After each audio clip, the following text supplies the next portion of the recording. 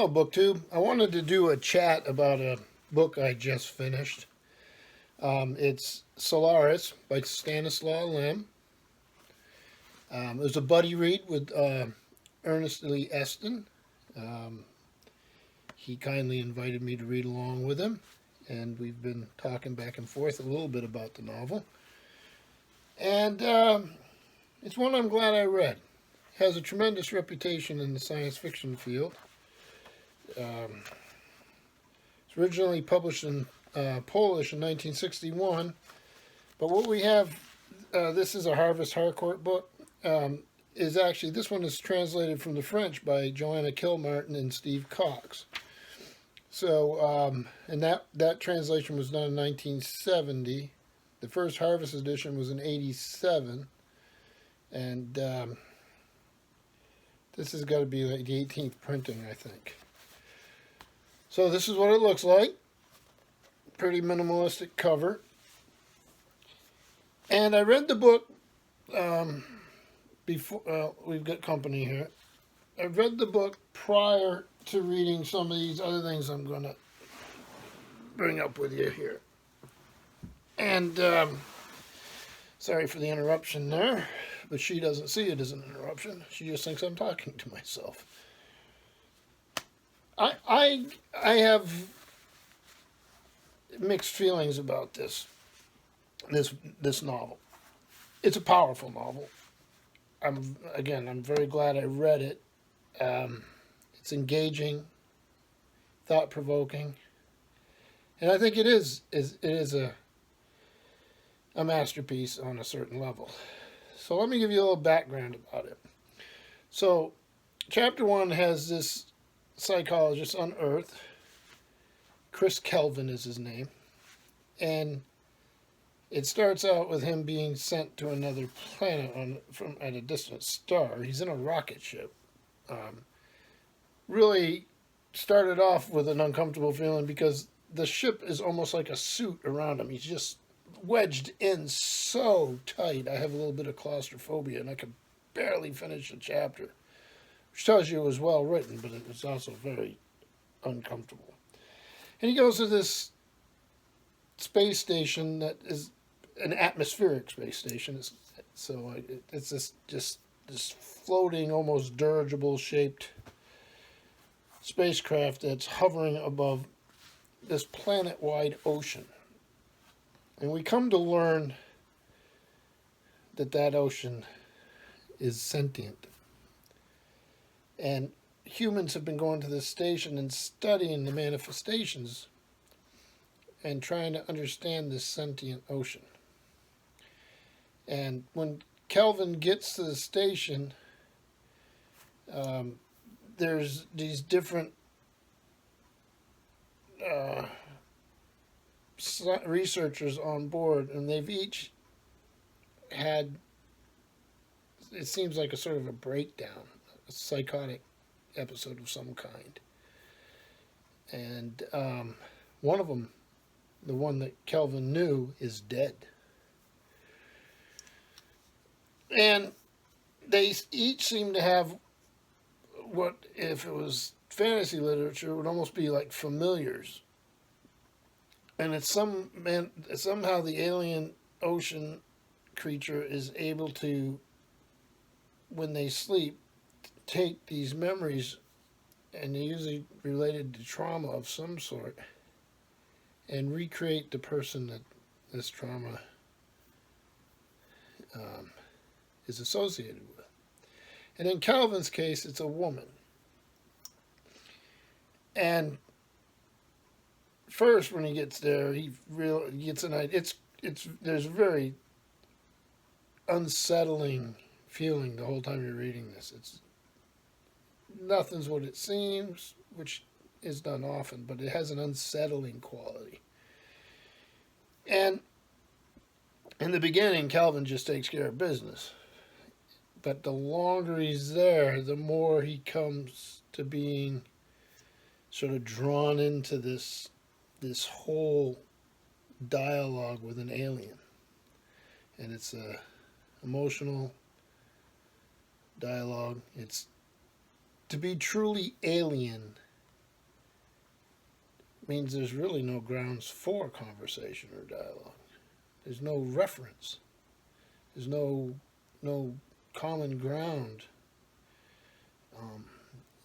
And because it's not even a spacefaring alien, they don't even have that common ground. It is its own place. It controls the entire planet, but that's it. So the ocean's able to manifest images, create storm. It does all these things, and the humans are trying to understand it. And they always do it from an anthropocentric. Well, they do it from themselves. I mean, how else would you do it? You can try to get outside of yourself, but your ground of being is as a human, and that's the whole philosophy, I think, of this. So the ending, I won't do any spoilers, obviously. I understand it. Let's just leave it at that. I thought the other characters were just as interesting as Kelvin. And Kelvin's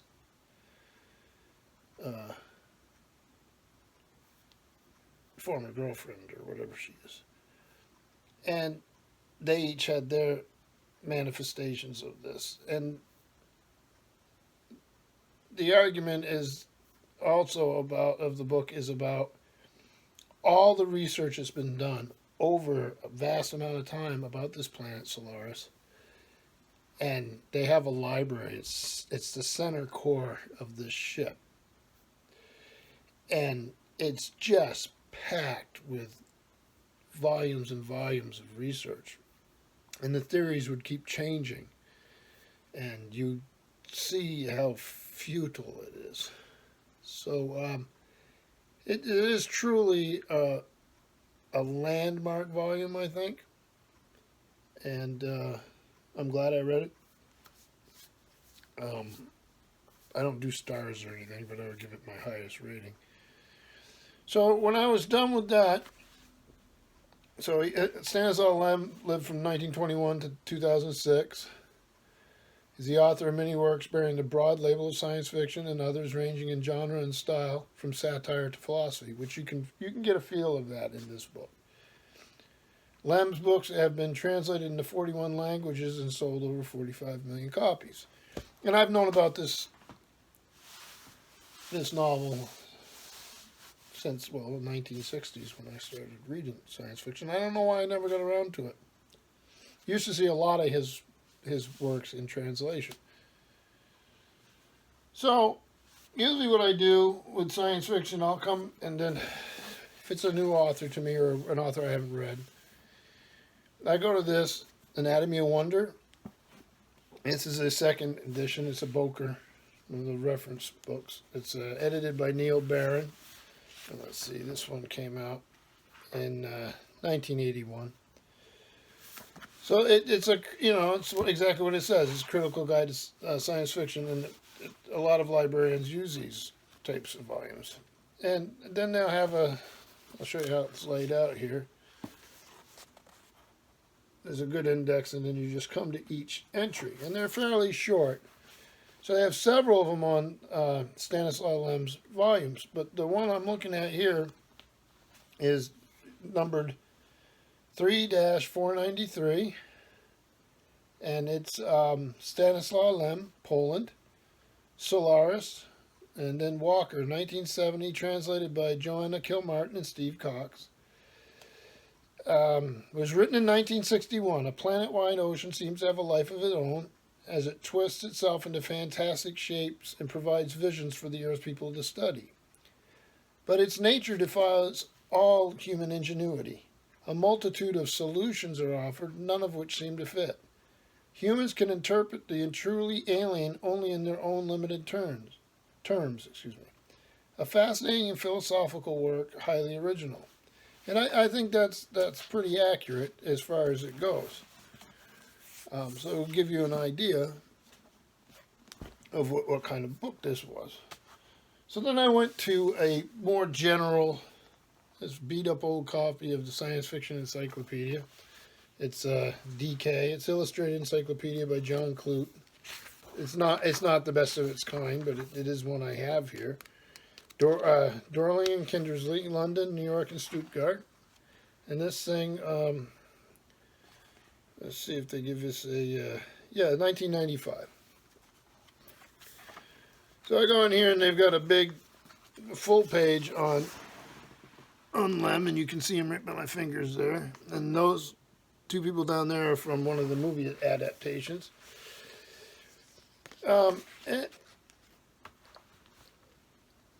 Sometimes it seems easy enough to understand sci-fi, but there are dreams of the futures, and there are adventures to be told there. Simple. But there, over in left field, we notice Stanislaw Lem, and he's staring back at us. Stumpy, surly, ferociously intelligent, and deeply contemptuous of almost any American sci-fi novel ever written. And probably the best, and certainly the most famous, single sci-fi author of the late 20th century not to write in English. You are all talking nonsense, he says in Polish. Let me show you how to do it. Well, I'm not sure that judgment of his place in sci-fi would really hold up now. And I won't read the whole thing to you. He seems to think quite a bit of himself, and you can take that as you will. Lem's most famous SF novel is Solaris, but novels like Fiasco repeat and deepen the lessons of this masterpiece. The heroes apply all the tools of thought and available to them in the analysis of alien manifestations and artifacts. The result of their unthinking thought is Fiasco. Lem's lesson in a nutshell. What can be understood and what cannot must be clearly understood. All else is merely cheap sleight of hand. So they have another section that just shows an old cover of Solaris. And just a brief description. The central assumption of Golden Age sci-fi was that aliens could be understood. Lem, a Pole whose views of the genre are scathing, thinks otherwise. The sentient ocean on Solaris is impenetrable to human probing, physical or metaphysical. It is all totally other, and that part is true. And I agree that that's what the novel's trying to do. But to get a deeper insight into Lem and Solaris, I go to another volume, and one I really enjoy, and this is Trillion Year Spree, A History of Science Fiction by Brian W. Aldiss with David Wingrove. This is New York Athenaeum, 1986. And it's a critical history of science fiction. And I just want to read this a little bit here. Stanislaw Lem has been subjected to the kind of fierce partisanship which can distort the true worth of a writer. While his harsh championing of his own writing has disgusted many, Lem, a Polish intellectual born in 1921, produced much of his sci-fi in the 60s, but it is only with the translation into English and publication of Solaris in 1970 that he came to the attention of Western audience. So right now you got a little better feel of at least some people's perception of Lem. It is claimed that Lem, and this is all on page 379 of this edition, it's claimed that Lem uses science fiction in a way that we in the corrupt and decadent West have forgotten. In fact, such satires on the West as Memoirs Found in the Bathtub, 1973, appear ponderous and dated. Politics has rarely enlivened imaginative literature. Lem is not read because of ideology, but because he is often genuinely inventive, a skillful writer with his own peculiar vision of how things function. Nor does it serve to claim that Lem's ideas concerning cybernetics and information theory are unique to him. The work of John Sladek, Ruddy Rucker, and a number of others proves that this is just not so. So you're already seeing that there's many camps with different perspectives of just how valuable and important Stanislaw Lem was. All this goes on to say that Lem's work seems to fall into two distinct categories: intellectual puzzle and moral fable or parable. Where these two categories intersect lie Lem's masterpieces, Solaris and The Invincible. Wittily written and intriguing stories with a strange, unnameable power to them. And I've found that whole idea about unnameable power, they have an atmosphere to them. Or, not to them, Solaris has an atmosphere to it.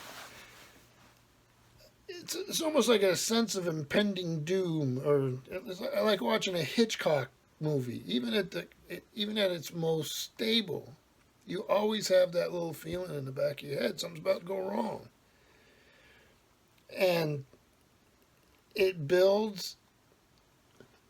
You add on the strangeness. The world building was brilliant, and the world building and the alien life form are one and the same. And the world building on a ship, because don't forget, even though it's a human ship, it's not a human ship we have now. Even that, it takes on a life of its own. The ship has a character. And then the individuals introduced by the alien, and then they become characters. Well-rounded characters. But you have this philosophical argument going on in the background. What can we know? Do we only see things from our own perspective? What kind of lens are we looking through? And might we be able to have some sort of meaningful contact with an alien life? And it's a very it's a book that I'll think on and off about for quite a while, I think. So I'd like to thank Ernest Lee Eston for inviting me to read along on this. I'm very, very much glad I did. And as problematic as I think some of the ideas the author introduces are, this is a gem of a book. I mean, it's something to really consider. I mean, we as humans sometimes have, or a lot of times have trouble dealing with the differences with ourselves and our neighbors. What are we going to be like if we ever do meet a truly alien intelligence in the galaxy? So, again, thank you, BookTube, and have a great day.